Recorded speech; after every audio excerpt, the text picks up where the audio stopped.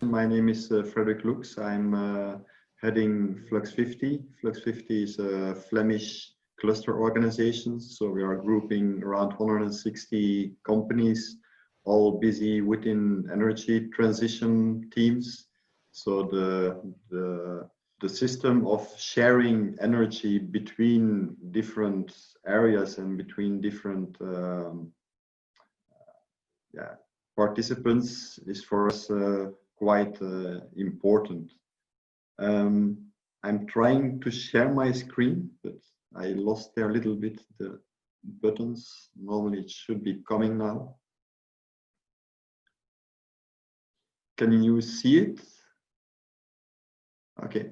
Yes, we can. First, to give you some insight on why we are that interested to be in RegEnergy, we see that there is a structural need to share energy between different regions, between different communities.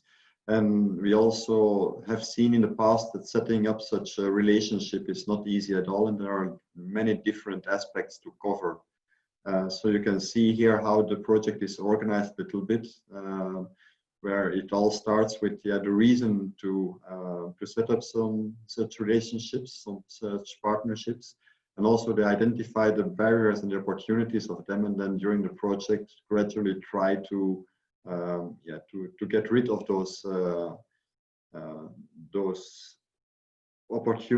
barriers in such a way that it provides some more opportunities, and it's also possible to replicate those kind of partnerships.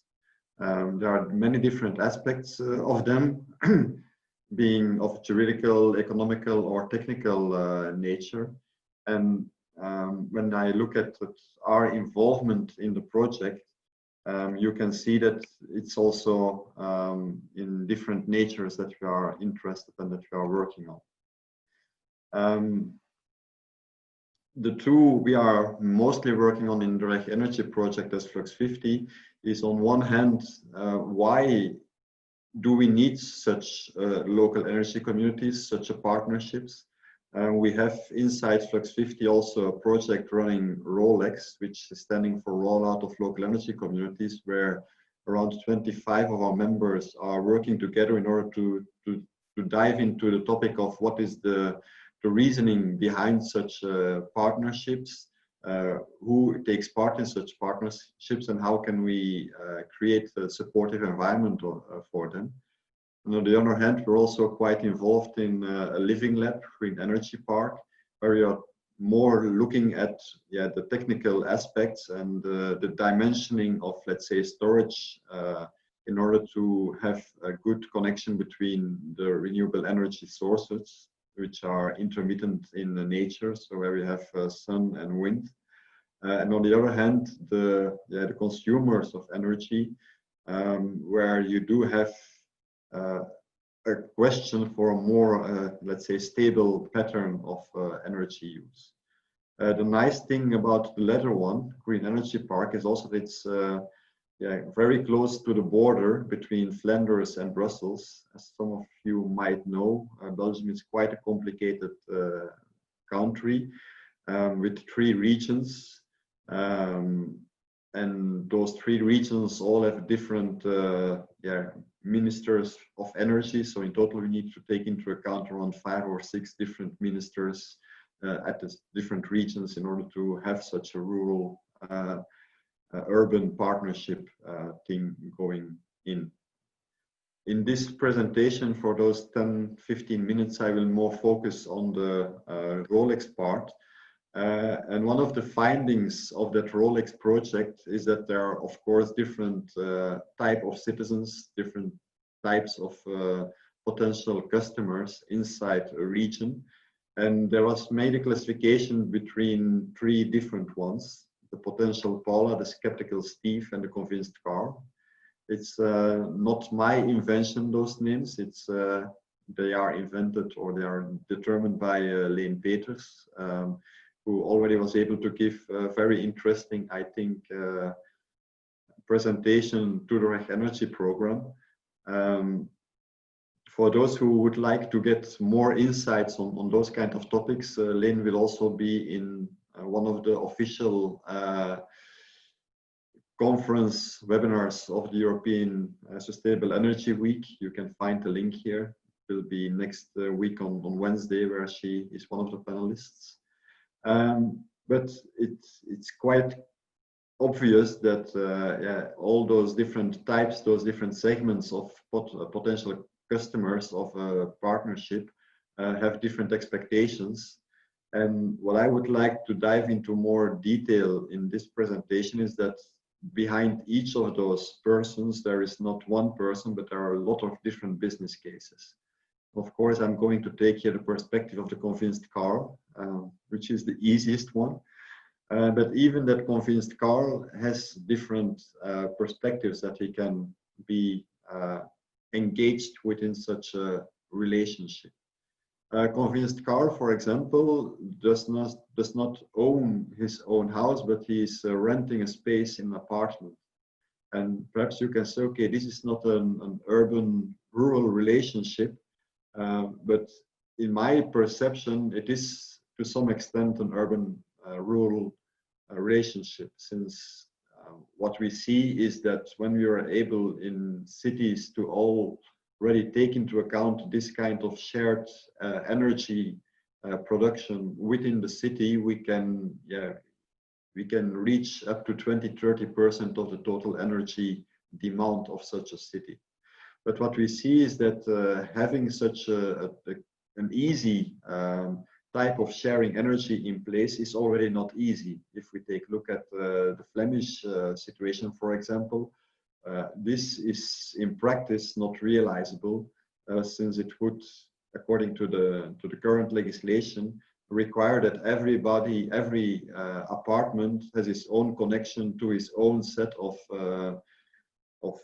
solar panels on the roof. So you can see that even in such an easy situation on one apartment block, that sharing energy is already not easy at all, and that for a person like convinced Carl, that he needs quite some dedication in order to create such a structure. But of course, convinced Carl wants to go further, and he is part of one of the topics that is researched in the project quite in more detail. He's part of one of the energy communities in Flanders, so we do have quite a lot of them. They are organized in an organization which is called RegEnergy, and RegEnergy Belgium was one of the founders of the RegEnergy Europe larger umbrella. And also there you can see that there are different ways of doing that investment. What we are doing now, and where such partnerships are already easily made in Flanders, it's investing in windmills or solar panels at other locations in Flanders, in the Walloon region, or even in other countries, but they can be seen as purely economical investments. So in theory, you're buying some of the power that has been generated by that specific investment you made, but in practice you can see that it's just a bond that you buy and that you get a yearly dividend of between 4 and 6%, but you don't really engage in something which is an urban-rural partnership on a larger scale. But nevertheless, we can see that inside the RegEnergy project there is quite some experience sharing between the different regions in order to already get that one in place, because you're not able to talk about real urban-rural partnerships when the basics are not solid. And this is one of those solid basements that is needed in order to further go with those kind of partnerships. Our convinced Carl is also playing volleyball. And this is actually a real case in Flanders, where all the members of one of those clubs, volleyball, they were putting money together in order to invest in solar roof installation, as being members of one of the clubs which is inside such a sport hall.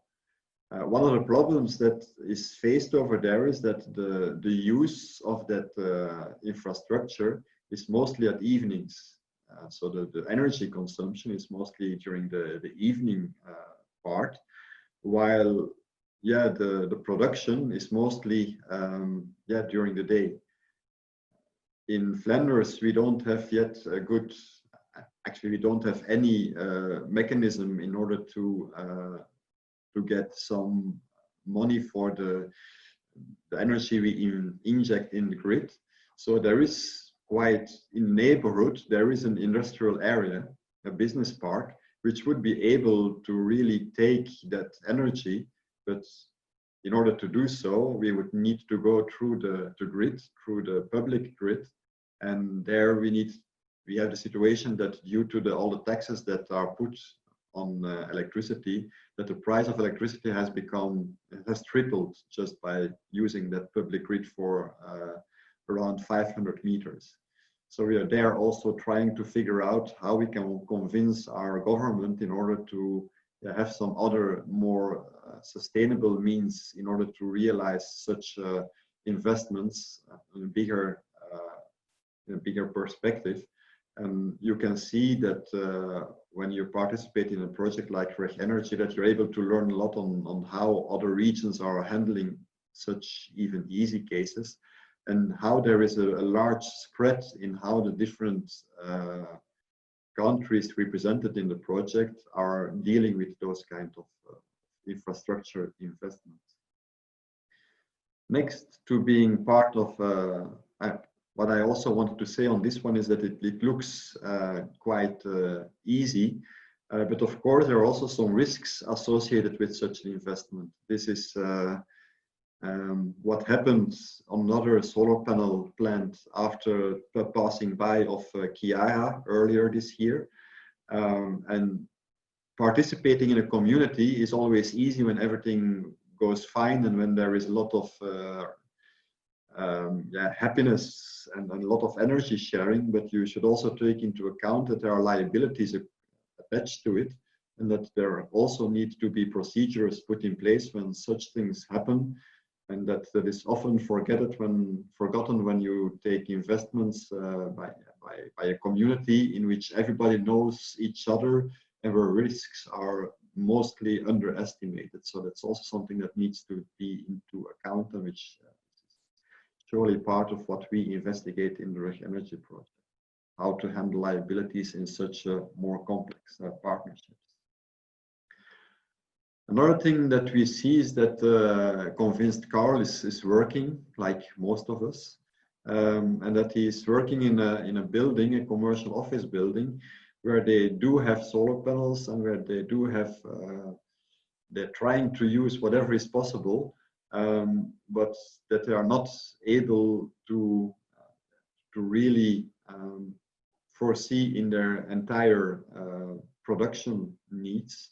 We have also visited within the project, as one of the first visits, we have visited the University Hospital of Brussels, where this kind of situation is present. They do have a lot of solar panels, partly owned in a cooperative way by their own employees, but they are not able to cover their entire production. So they would like to invest in some residential areas quite close. In this specific case, it was on the other side of the regional borders. So the hospital was located in, and is still located in Brussels.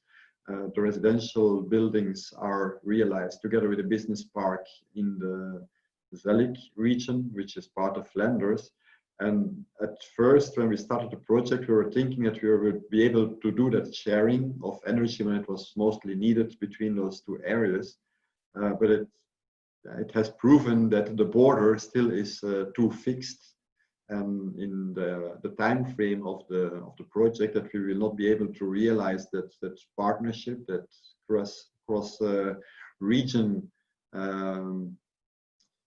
sharing of energy, although the two regions are really willing to see it happen. So it's not because it will not be realized during the project that we didn't learn a lot and that we're still working on get it going. But one of the things that we at least learned from those real life cases within the project is that some things that might seem easy from a technical point of view are not easy at all from, let's say, a more juridical point of view. What we certainly learned, and some takeaways, is that there is no such thing as a community. We always try to think about communities as being, okay, we know what a community is, but there is no such thing as a community. In practice, there are different communities, and the definition of community is also not always clear on what a community is. This is the Cambridge Dictionary, which specifies that are the people living in one particular area, or people who are considered as a unit because of their common interests, social group, or nationality. So if you take such a definition of community, which is already a quite larger one, because in the beginning it was only the people living in one particular area, you can see that you can find a lot of different communities with different shapes and with different kind of mechanisms driving such a community. And because there is no such thing as a community, there is also no such thing as one size fits all, which us as human beings are really keen on trying to find that one common denominator. But at least for me, the project was already an eye-opener. That's what we were thinking, that there was no one size fits all for the Flemish region, that it becomes even more complex when you try to find the one size fits all in the Northwest Europe region, given different natures, different historical things. So we really should not try to find that one size within the project, because at least I am quite convinced that we will not find that one size, and it will only lead us to suboptimal solutions. One of those reasons behind this, one of the things that we are doing is to also try to figure out how it is with legislation within those different member states. And this is a situation as compiled by the Compile project. It's a very specific name, about collective self-consumption and energy communities within the different member states, where you can see that there is a large difference. And for example, I was quite amazed about what the people in Switzerland are able to do, also given the fact that they are not bound to the unbundling principle that we are using in Europe. So there is a lot of complexity in communities due to the fact that DSOs are not able to manage energy. They are able to transport energy, but they are not entitled to manage energy. They're not entitled to invest in batteries, for example, in most parts of Europe, while in Switzerland they can. We all have freedom of choice for a supplier, which makes the business case quite difficult. In Switzerland, they don't have a freedom of choice of supplier. So you see that those regional differences, to a large extent, also influence the possibilities for those urban-rural partnerships, and also to a big extent influence the economics between the different business cases, which are not able to be spread all over Europe due to those kind of differences. And I think we still have a large task before us within and outside of RegEnergy in order to try to get a homogeneous or more or less homogeneous legal framework in Europe, which enables companies to go abroad and which enables those partnerships which are needed on a large scale. But just to give you an idea, in Belgium, it is here indicated that we have a decree in 2018, 2019. Well, actually, that's in Wallonia. It's not the case in Flanders. It's not the case in Brussels. And as I said early on, we do have 5 different ministers who all feel responsible for those kind of activities, and who are not at all in line with each other, which makes it quite challenging, to call it like that. A discussion I often have with the people from the ResCoops and from the cooperative organizations is that they are saying, okay, we have those directives, we have the Renewable Energy Directive, we have the Citizen Energy Communities Directive, and they refer to them as they are allowing us to have our own bike paths, to have our own way of creating those kind of partnerships, which I certainly back completely, but I would like to stress that there is a lot of synergies to be found by connecting business areas, let's call it them more the urban areas, with that residential areas, with that more citizen cooperation driven areas. And if we have them as two separate bike lanes, they can be as fast as what we want, but we will not find the synergies that are needed by combining those bike lanes and to make use of the fact that the production and the consumption profile of those two different segments is entirely different, that there is a lot to be gained by putting the, let's say, the bike path and the pedestrian area as close as possible to each other, and to use those synergies that exist between those different activities.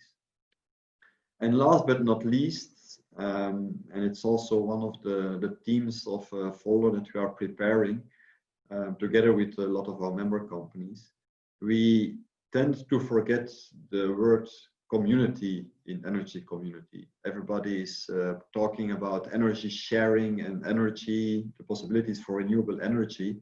But what we see is that it often starts with an existing community, and that the community in energy community is at least as important as the word energy. And that a facilitation of such communities is key in order to get them happening. So that's also the reason why we are quite happy to see that there are a lot of partners willing to facilitate such communities, but we need to start from, it's easier to start from existing communities which are already experienced in working together in different areas. It can be small things like setting up a community barbecue, or it can be a thing of joint purchases or something like that. But when you have an existing community, it's far more easy to build upon them and turn them into energy communities instead of trying to start with energy and trying to build a community out of unbundled energy layers.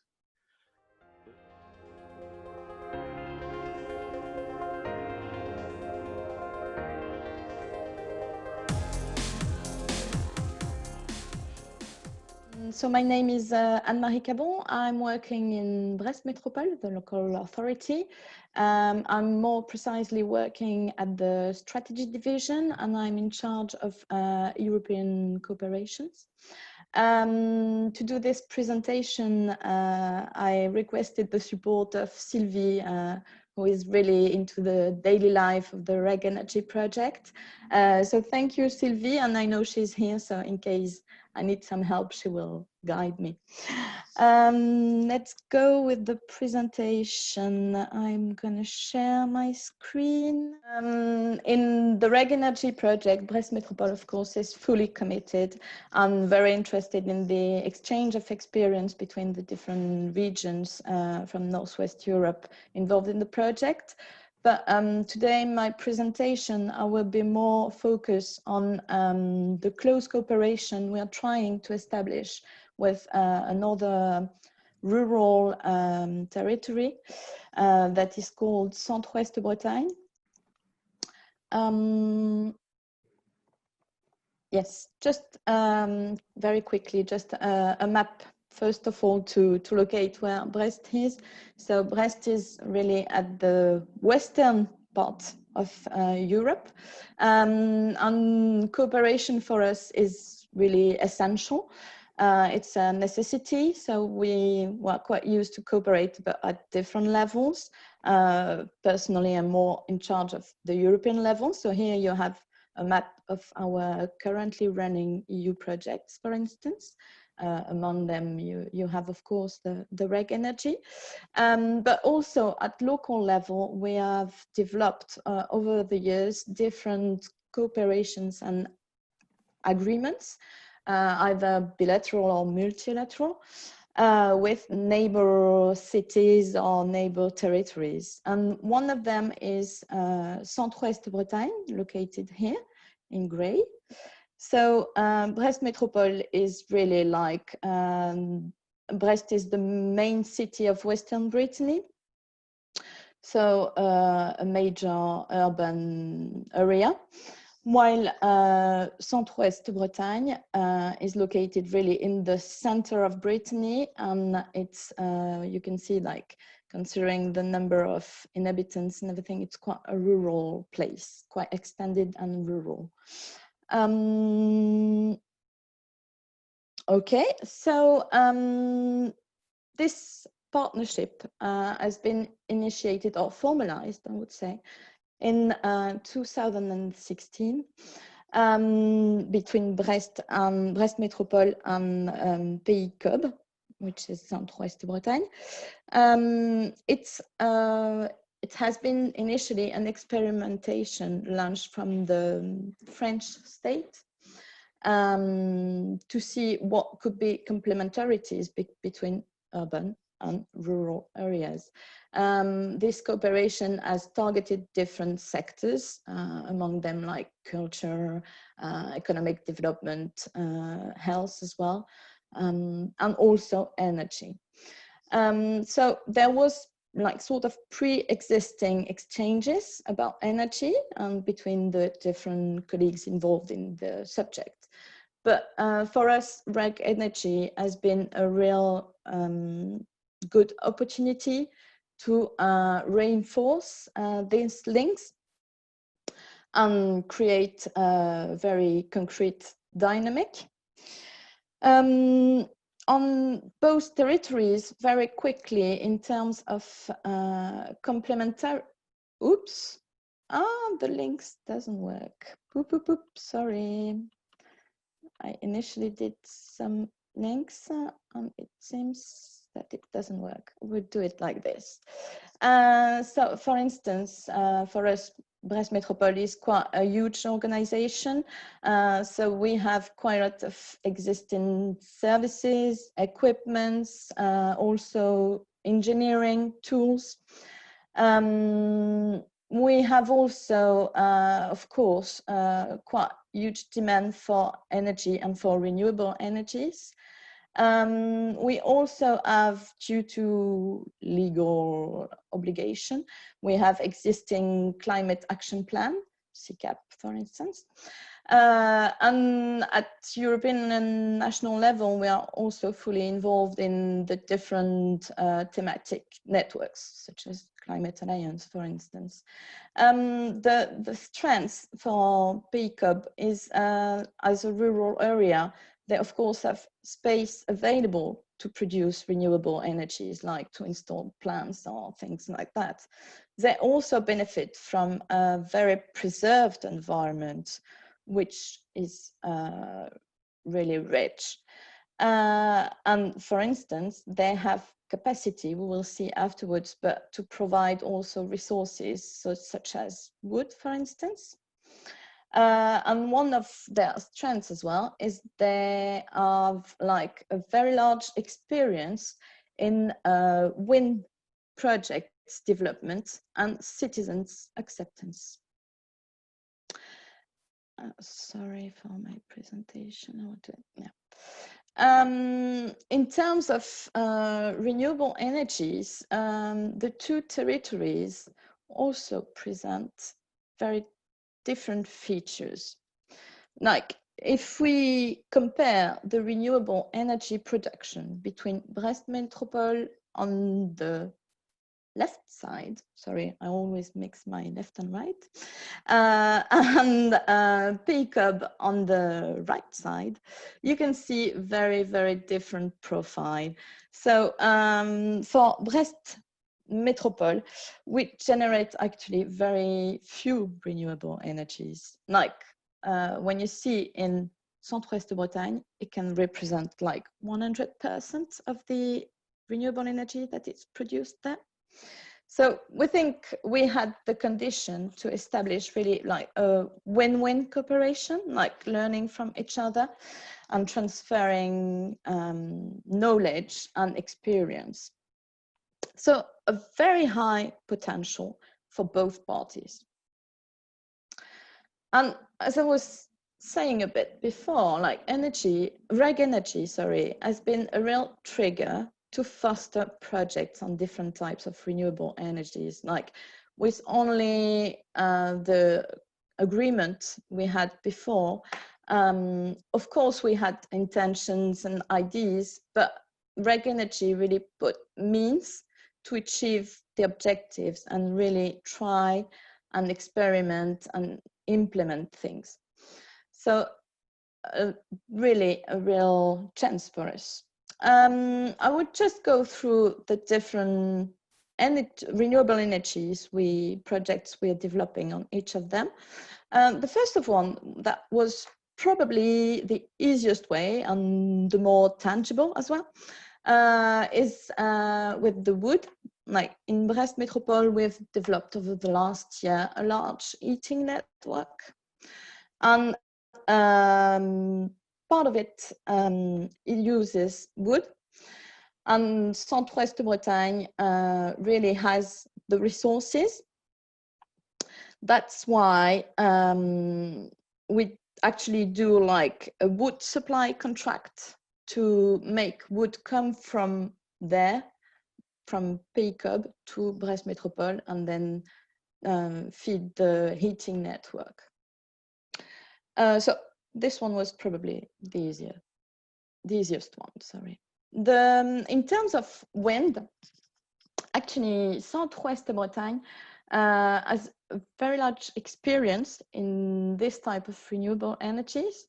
They have like potential, a huge potential, because of course they have more space available to develop local wind plants. So we're working with them on this as well to analyze like the potential. We have also found very interesting to exchange on their experience on social acceptance. They've been very good at working on these very difficult topics and a real barrier in terms of renewable energy development. So they are also working on encouraging the emergence of direct citizens financing projects. And then on the solar energy, here in Brest Métropole, we launched a few years ago now a dedicated strategy towards solar energy. As you can see, the sun in Brest. We have developed different tools that are replicable. The first one I would like to mention would be the solar potential mapping.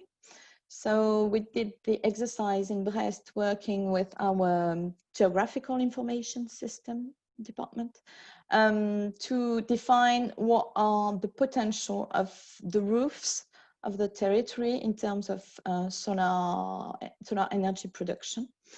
That is very useful for every interested party, including citizens, to check whether it's viable and it's useful for them to get solar panels. So this is currently undergoing for a replication on the PICOB as well. So benefiting from the experience we've developed. In both territories, we're also trying to identify potential solar energy developments. Thanks to RegEnergy, one dedicated person has been employed at the local energy agency of PICOB and is working on identifying the different places where solar panels can be installed, knowing that, of course, solar plants can be imagined maybe more largely in Centre-Ouest Bretagne because, of course, they have the space again. For us in Brest Métropole, it consists more in the identification of existing buildings or maybe new buildings. At the moment, we are working on different public buildings, for instance, in the city of Brest, such as public buildings such as gymnasiums, schools. So works are in progress, actually. And another quite interesting thing is like in Centre-Ouest Bretagne, since the 80s, a company that is called Kenea, and that Sylvie says it's like a gem, because since the 80s, they have been working on solar panel installation. So they have very huge experience, while for us in Brest Métropole, local companies are sometimes missing experience. So the idea would be to organize training, a dedicated training process for people, for companies in Brest Métropole. So that will be organized with the Chamber of Handicrafts, Chambre des métiers de l'artisanat in French. So really an intermediate body. Okay. But then we've now tackled different projects aiming at, well, improving or developing renewable energy on each territories. But Frédéric was speaking about communities and how the exchange between consumption there, production there can be done. So we are experimenting now a new scheme, quite innovative for us, which is called the Territorial and Local Self-Conception Scheme. In order, basically, to exchange the energy produced and consumed on each territories, the idea is to go through the network, the global network. For us in France, you can see here, it's run by Enedis, which is the national operator. But to do that, actually, we need an intermediate body that, in our case, in the first experimentation we launched this month, it's called Selfie. And actually, Selfie acts, I will just show it, acts as an intermediate body, as I was saying, between the local producer, and then they can sell it on the market, because in France we have a fixed price for electricity injected in the grid. So we can use this energy market. Frédéric was speaking about energy communities. For us, this type of scheme could be a sort of translation of an energy community. But as Sylvie was saying, there are still some like legal barriers that are still in place. So, well, we'll see in the future. And just maybe to conclude, and a bit like Frédéric was explaining, like, it's a real challenge for the future, and it's not easy at all. From our perspective, in terms of barriers we have to overcome, I was explaining before with the energy communities, but it's true on different aspects. We have quite a lot and quite heavy both legal and administrative barriers, especially for us as we are local authorities. We have to, for instance, respect the public procurement rules. That in the case of renewable energy, we don't have like this concept of local project that can be announced. So very difficult sometimes. Another barrier, but maybe more general, is in France, the price of fossil energy is still quite low. So but this is true for all the renewable energies then. A third barrier identified is also that in France specifically, we are part of the Brittany regions, and we are located in northern France. That means that, well, we don't have the same amount of sun as regions in the south of France.